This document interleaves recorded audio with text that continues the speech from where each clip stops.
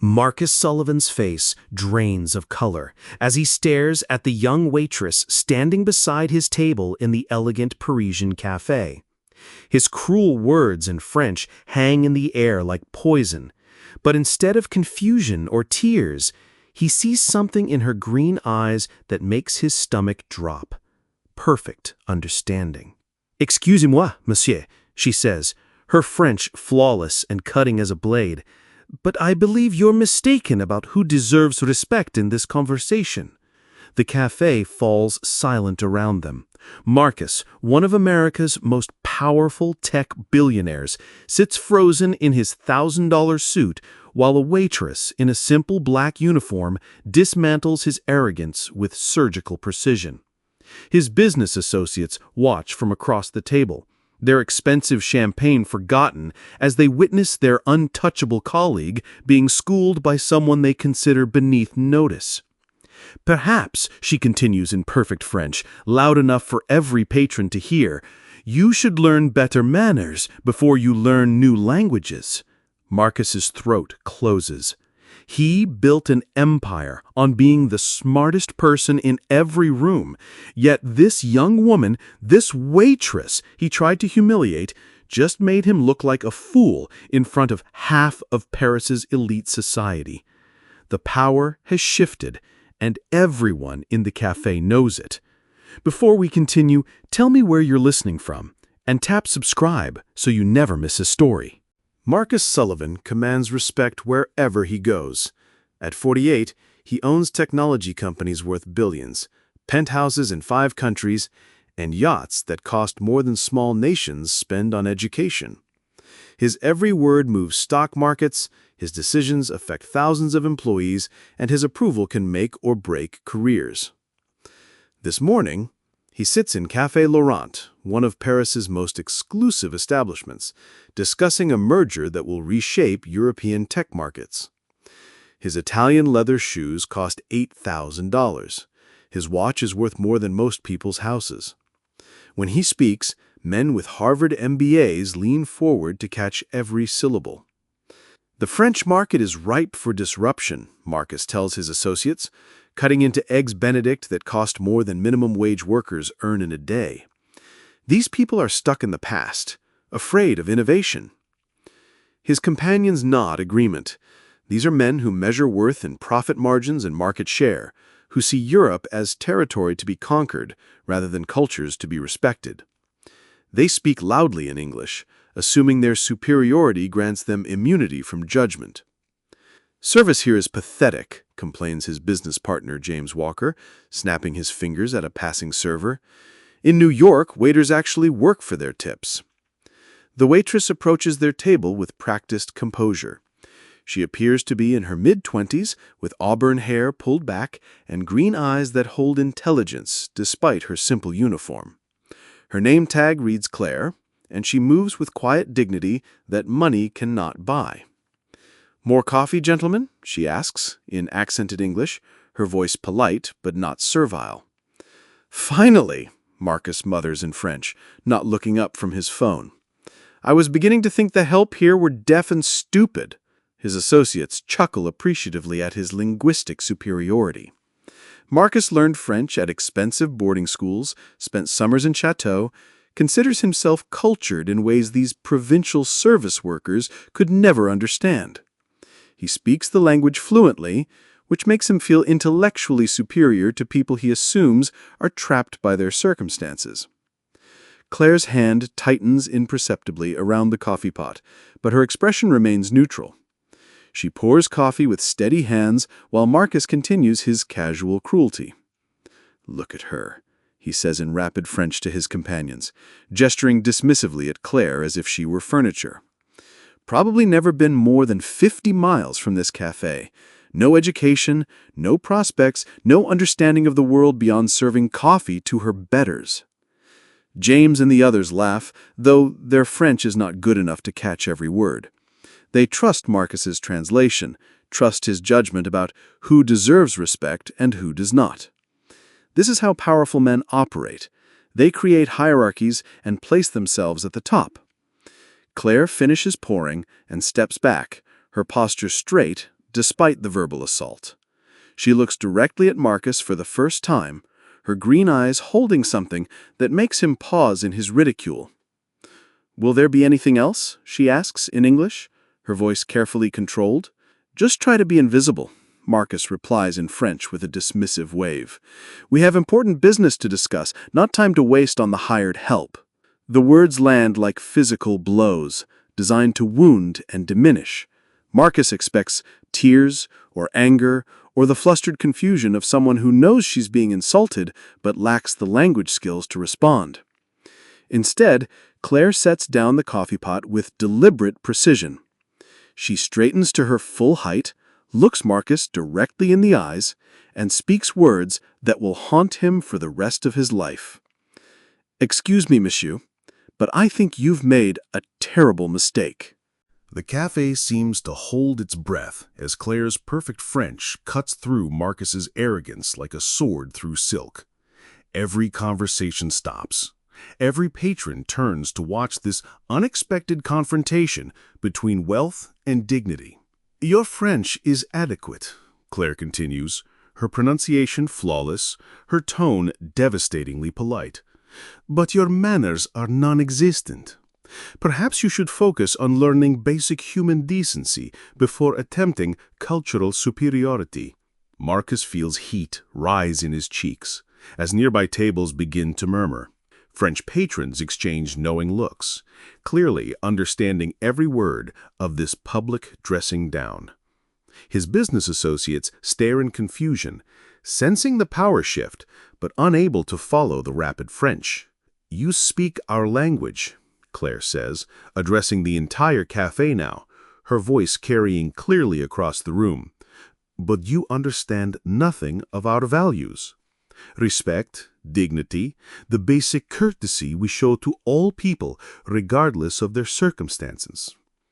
"Now wait just a minute," Marcus begins in English, but Claire cuts him off with a gesture. "No, monsieur, you waited no minutes before insulting me. You assumed I was ignorant because I serve coffee instead of owning companies. You believed my worth was less than yours because my uniform cost 50 euros instead of 5,000. The truth of her words hits like hammer blows. Marcus built his fortune on quick thinking and faster talking.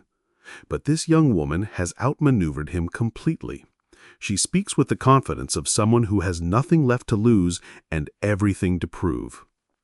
"I have a master's degree in international business from the Sorbonne. I speak 4 languages fluently and am working on my PhD in economics. But even if I had no education at all, even if I knew no languages but my own, I would still deserve basic human respect." Gasps ripple through the café. The French patrons begin to applaud softly, showing solidarity with one of their own against this arrogant American billionaire. Marcus feels the room's opinion shifting decisively against him. "Furthermore," Claire continues, her voice gaining strength with each word, "your merger discussion shows a fundamental misunderstanding of European markets. Your proposed acquisition strategy would violate 3 different EU regulations and fail within 6 months. Marcus's mouth falls open. She was listening to confidential business discussions, understanding every word, absorbing strategic information while he treated her like invisible furniture. The realization that she heard his company's private plans makes his blood run cold. How do I know?" Claire smiles, but it is not a kind expression. "Because unlike you, monsieur, I do my research. I read financial papers, follow market trends, understand the industries that shape our world. Knowledge is not the exclusive property of billionaires." James Walker leans over to whisper urgently in Marcus's ear. "What is she saying? The French people are staring at us like we committed murder." "We are being destroyed," he whispers back, his voice hoarse with humiliation. Claire picks up the coffee pot again, her movements calm and controlled despite the emotional fire in her eyes. "I will continue to serve your table with professionalism," she says in English now, ensuring Marcus's associates understand every word. Because that is what civilized people do. We treat others with dignity, even when they show us none. She turns to leave, then pauses and looks back at Marcus with something that might be pity. Your money bought you a seat at this table, but it cannot buy you class, wisdom, or the respect of people who truly matter. The cafe erupts in applause as Claire walks away, her head high and her dignity intact. Marcus sits frozen in his expensive suit, feeling smaller than he has since childhood, while the French patrons regard him with the kind of disdain usually reserved for something unpleasant on their shoes. The applause dies down, but the damage spreads like spilled wine across white linen. Other patrons whisper and point in Marcus's direction, their French conversations peppered with words like arrogant, American, and honteux, shameful. His business associates sit in uncomfortable silence, finally understanding they witnessed something catastrophic. "We should leave," James mutters, signaling for the check. "No," Marcus says firmly, though his hands shake as he reaches for his coffee cup. "We don't run from hired help." But the words sound hollow even to him. Claire was not hired help. She was an educated, intelligent woman who chose to serve others while pursuing her dreams. Meanwhile, he used his wealth as a weapon to wound someone who never threatened him. "Marcus," his associate David Green says quietly, "half the cafe is filming us with their phones. This could go viral within hours." The thought makes Marcus's stomach clench. His carefully constructed image, the brilliant tech innovator, the cultured international businessman, could be destroyed by a 2-minute video of him being schooled by a waitress. Board members would see it, investors would ask questions. His ex-wife would probably frame it and hang it in her penthouse. Claire returns to their section of the cafe, serving other tables with grace and competence while pointedly ignoring their party. Marcus watches her work, notices how she remembers customers' preferences, how she engages with elderly patrons in gentle conversation, how children smile when she brings them hot chocolate with extra cream. She knows what she's doing, Marcus realizes aloud. "What do you mean?" James asks. "She could have humiliated me privately, could have corrected me quietly and moved on. Instead, she chose to make it public. She wanted everyone to see." "See what?" Marcus struggles to find words, for the revelation crashing over him like cold water. "That I'm exactly the kind of person I swore I'd never become." He grew up poor in Detroit, the son of a factory worker and a hotel maid. Their parents cleaned offices at night and served food during the day, working multiple jobs to pay for his education. They faced condescension from wealthy customers daily, came home exhausted and discouraged, but never stopped believing their son could build a better life. "I became them," Marcus whispers, the realization hitting him like a physical blow. "The people who looked down on my parents. The customers who treated them like they were invisible." His associates exchanged concerned glances. Marcus Sullivan does not have emotional breakdowns in public. He makes decisions, closes deals, moves forward without looking back. This introspection is foreign and uncomfortable for men who measure success only in quarterly profits. Claire approaches their table one final time, carrying their check on a silver tray. She sets it down with professional courtesy, her movements careful and controlled. "Thank you for dining with us," she says in English, her voice neutral, but her eyes still holding that devastating intelligence. Marcus looks up at her, this young woman who dismantled his arrogance with such precision. "Claire," he says, her name feeling strange on his tongue. "I owe you an apology." "No, monsieur," she replies firmly. "You owe yourself an examination of conscience." She turns to leave again, but Marcus stands abruptly, his chair scraping against marble floors. The sound echoes through the cafe like a gunshot, and every conversation stops again. "Wait," he says desperately. "Please, let me make this right." Claire pauses, her back still turned to him.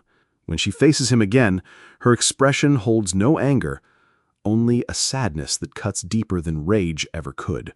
Some things cannot be made right with money. Some wounds cannot be healed with apologies. Some people cannot be bought, no matter how much you're willing to pay. She walks away, disappearing through the kitchen doors, leaving Marcus standing alone beside his table, while the entire café watches his humiliation complete itself.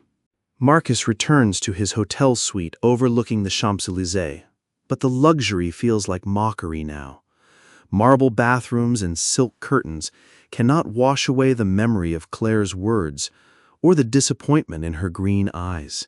His associates departed for New York on the earliest available flight, eager to distance themselves from his public disgrace. He cannot stop thinking about her, not just her beauty or intelligence, but her dignity in the face of his cruelty.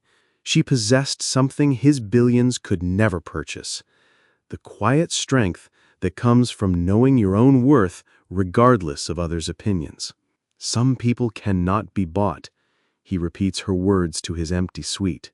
The phrase haunts him because it exposes a truth he spent decades avoiding. Everyone in his world has a price. Politicians, competitors, even friends. All can be influenced, bought, or manipulated with enough money and pressure.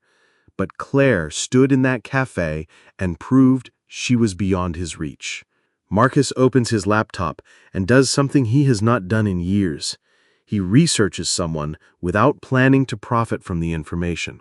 Claire Dubois, he discovers, graduated summa cum laude from the Sorbonne, with degrees in international business and economics. She speaks English, French, German, and Italian fluently. Her master's thesis on European market integration won academic awards. She works at Café Laurent to pay for her doctoral studies.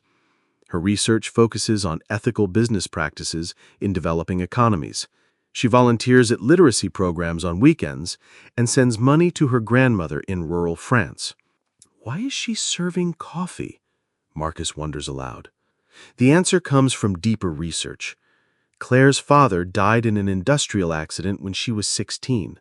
Her mother struggles with medical bills and mortgage payments. Claire chose service work because it provides flexibility for her studies and enough income to support 2 households. She could have accepted corporate positions, could have climbed ladders toward wealth and influence.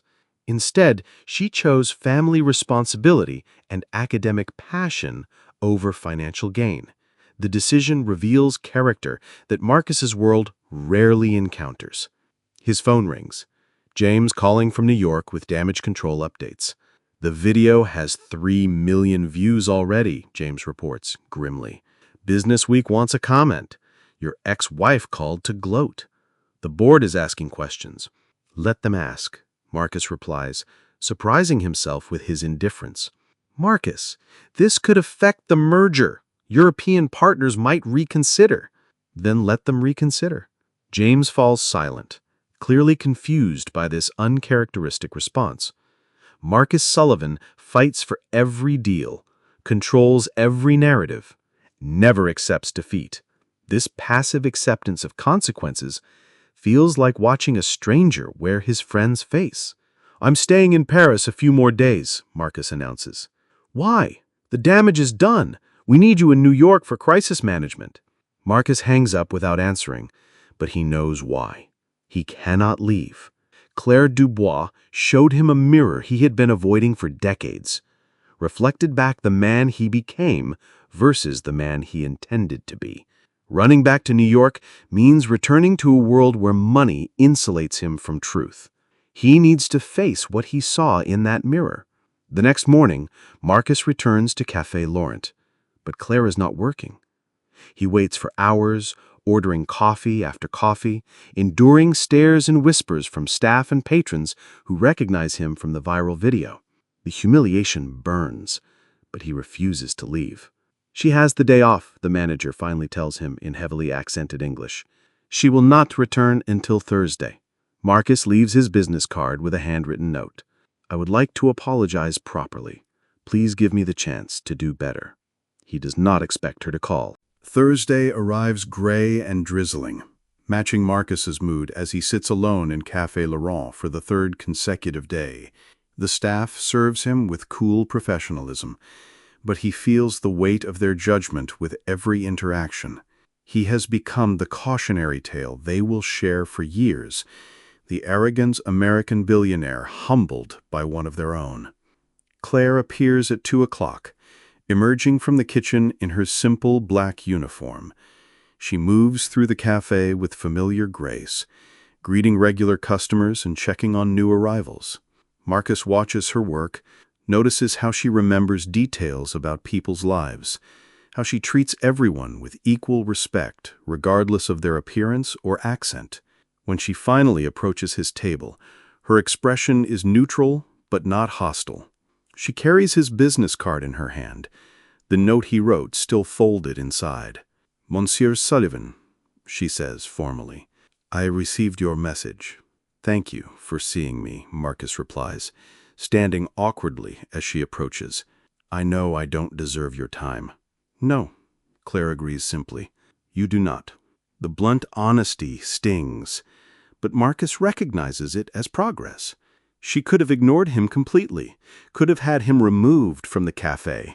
Instead, she offers him the gift of her attention, however briefly. "I've been thinking about what you said, about examining my conscience, about some wounds not being healable with money." Claire waits, neither encouraging nor discouraging his confession.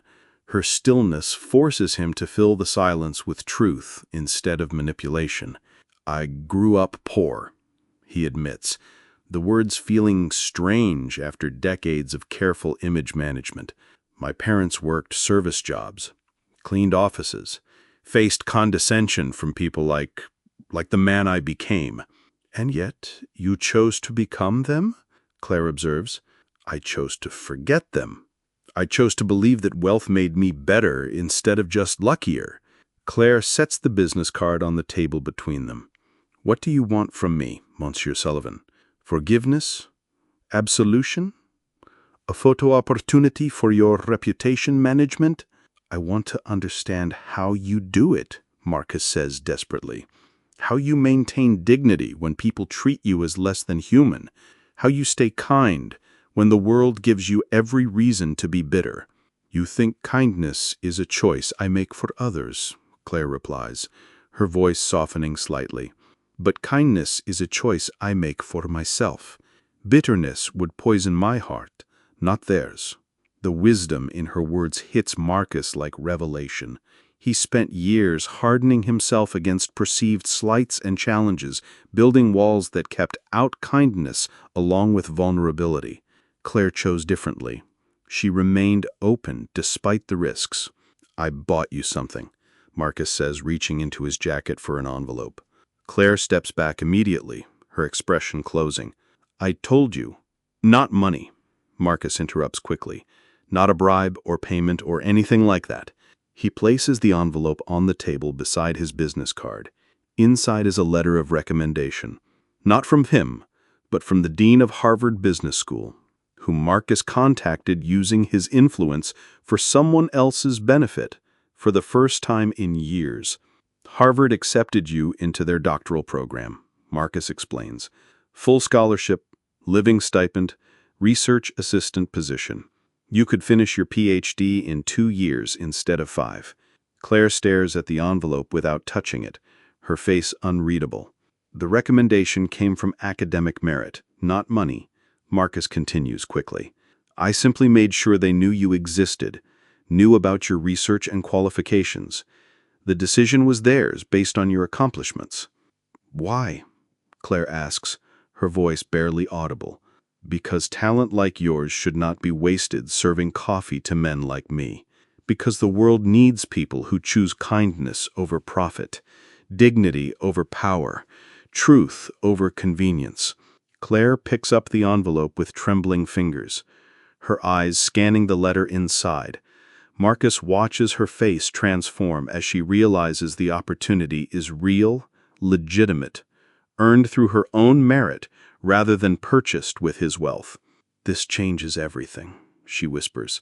"It changes nothing," Marcus corrects gently. "You were always capable of greatness. This simply removes the financial barriers that were slowing you down." Claire looks up at him, and for the first time since their confrontation, her expression holds something other than disappointment or anger. She sees him clearly, not the arrogant billionaire or the humiliated fool, but a man trying to do better with the second chance she unknowingly gave him. "Thank you," she says simply. "Thank you," meaning it completely, for showing me who I had become, for proving that some things cannot be bought, for giving me the chance to remember who I wanted to be. Claire folds the letter carefully, her future suddenly bright with possibilities that seemed impossible just days before. She looks at Marcus one final time, seeing past his expensive suit to the frightened boy from Detroit, who learned the wrong lessons about power and worth. "Perhaps," she says quietly, "we both learned something this week." She walks away, but this time, Marcus does not feel abandoned. He feels hopeful, for the first time in years, knowing that somewhere in the world, Claire Dubois will continue choosing kindness over bitterness, dignity over revenge, and truth over convenience. Some people cannot be bought, but they can inspire others to remember what it means to be human.